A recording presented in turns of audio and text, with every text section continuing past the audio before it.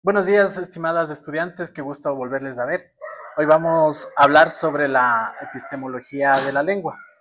Como ustedes saben, nosotros en este curso hemos hablado de distintos temas y hoy nos toca hablar respecto a la epistemología y la didáctica del lenguaje.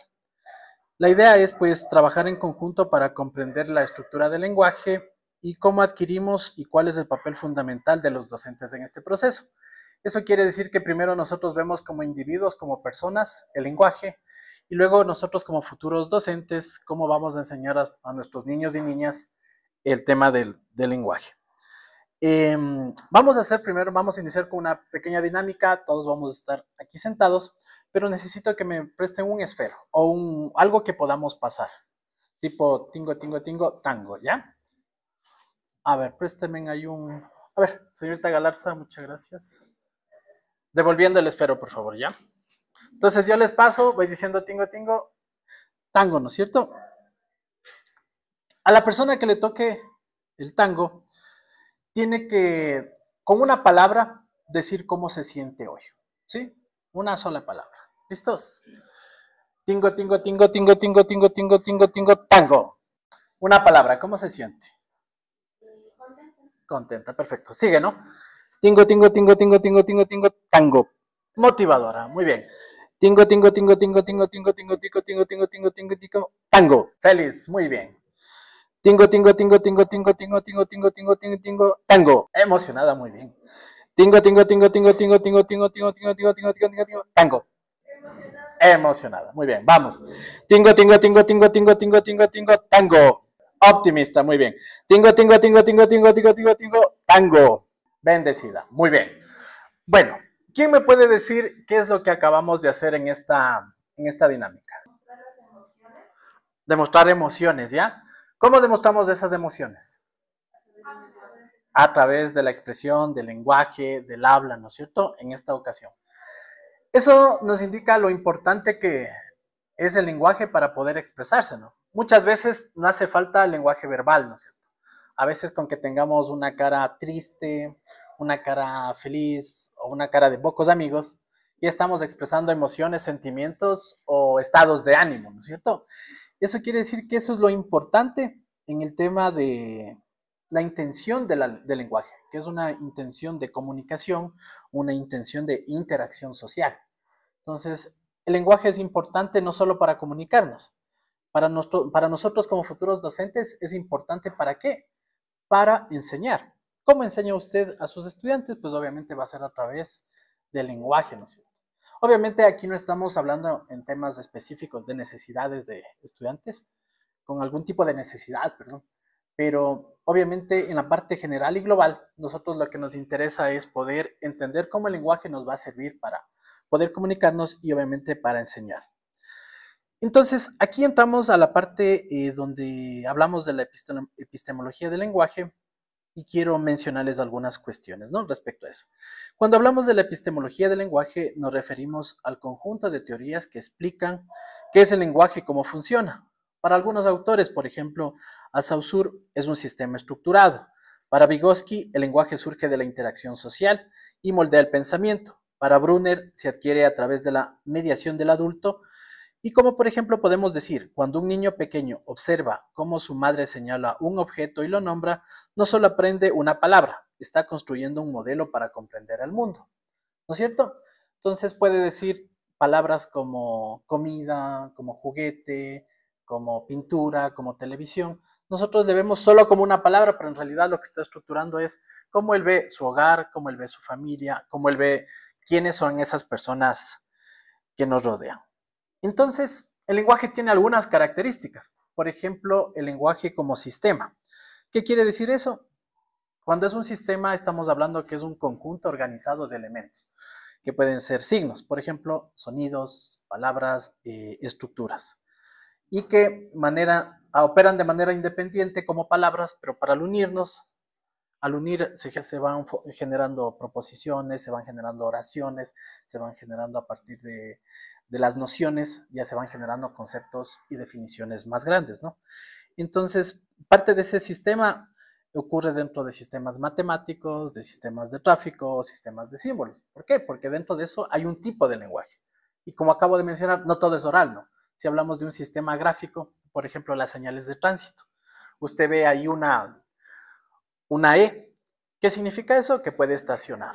Pero si está tachado, no puede estacionarse, ¿no es cierto? No está un policía diciéndole o un agente, no haga eso, simplemente con esa señal ya se está estableciendo. Pero, por ejemplo, el lenguaje también es un elemento de un estructurado. ¿Por qué? Porque tiene cada uno un sonido, tiene cada uno una frase y obviamente eso determina que tenga una función o un lugar esa palabra que nosotros mencionamos. Entonces, esto también nos indica que el lenguaje es interdependiente porque al cambiar una palabra o una letra, también puede cambiar el significado. Por ejemplo, cuando nosotros decimos casa, nosotros estamos entendiendo que es un hogar, ¿no es cierto? Pero si decimos casa, estamos hablando de cacería, ¿no es cierto? Entonces ya significa de otra acción que tiene la persona cuando está ejerciendo este verbo, que sería cazar. Entonces eso quiere decir que también el lenguaje es una construcción social, porque el lenguaje no solo se da dentro del individuo, sino lo que permite es esa interrelación que tenemos nosotros, ¿no es cierto? Primero con nuestros familiares, primero con nuestros allegados, con nuestros vecinos, y luego cuando ya estamos en una institución educativa con nuestros compañeros, ¿no es cierto? ¿Esto qué permite? Comunicarnos.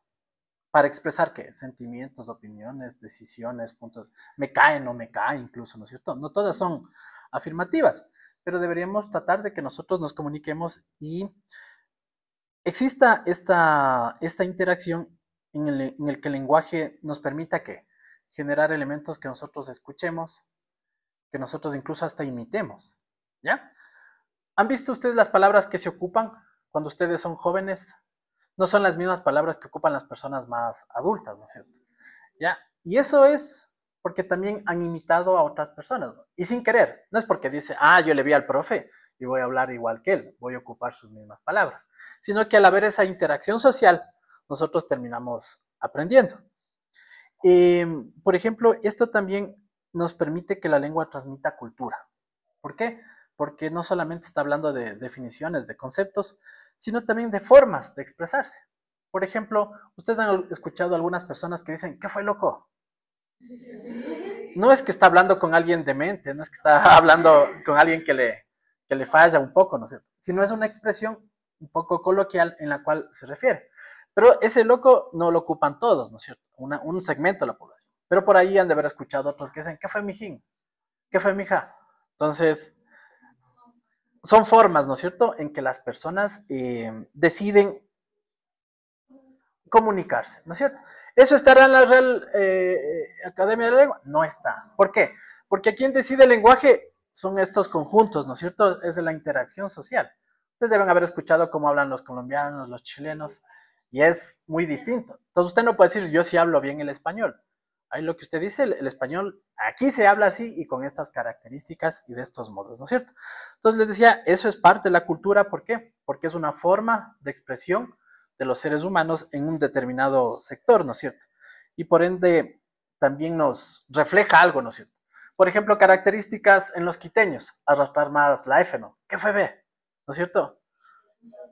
¿En qué bus vas vos, Beth? Pero ahí falta la F. Ajá, ¿qué es? ¿Cierto? No, no es cierto. Pero eso no es característico de todo el Ecuador, sino principalmente de acá en la ciudad de Quito. Pero si estamos hablando en otra ciudad, van a tener sus características. Ustedes han escuchado cómo hablan en Cuenca, ¿no es cierto? Dicen, tienen un cantadito, ¿no es cierto? Saben decir que en Loja tienen el español más neutro, ¿no es cierto?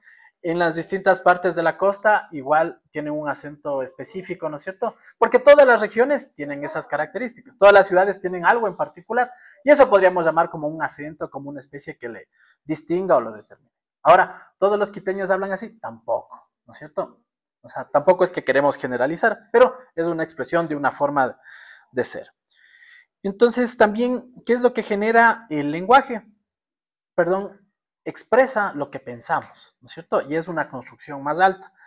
Para Vygotsky decía que el lenguaje modela el pensamiento, o sea que de acuerdo a lo que nosotros pensamos, creemos, también lo expresamos. ¿Cómo se evidencia eso? Cuando nosotros queremos decir algo, pero como no estamos seguros, verá, por ahí dicen, así he escuchado, así me han contado, no sé, no, pero así dicen. Entonces, claro, no hay una seguridad, pero cuando uno ya dice, sí, yo conozco esto, lo dice con seguridad, exacto, ¿no es cierto? Entonces, ¿para qué nos sirve el pensamiento, digamos, el lenguaje en este tema del pensamiento? Para la resolución de problemas, para la planificación, incluso para el autocontrol. ¿Quiénes de nosotros a veces no estamos enojados en una clase porque no participan, porque están haciendo bulla, porque molestan, y uno tiene ganas de, no, de alzar la voz nomás?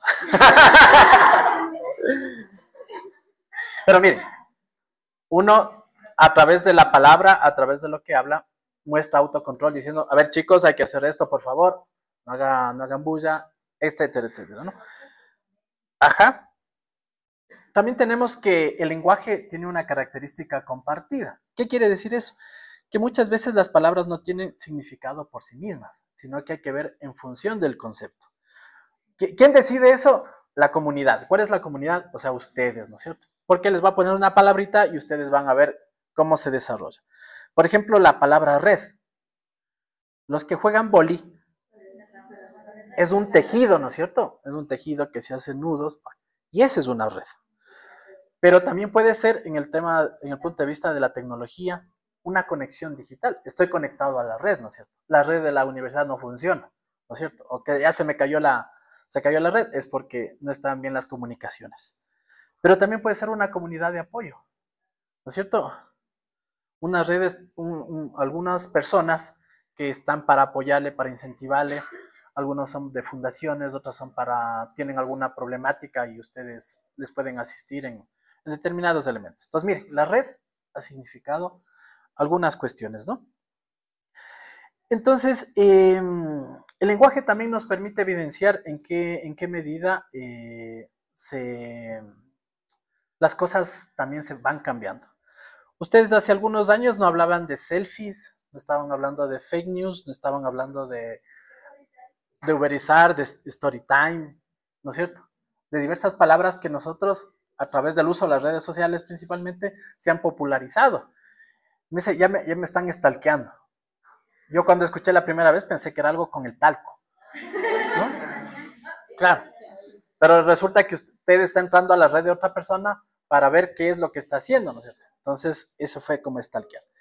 Lo que hemos hablado en estos minutos tiene que ver con el tema de la epistemología y el tema de la didáctica que está relacionado con la lengua. ¿Alguna pregunta, chicos, chicas? Parece que quedó clarísimo, ¿no? Ya, muchas gracias, chicas.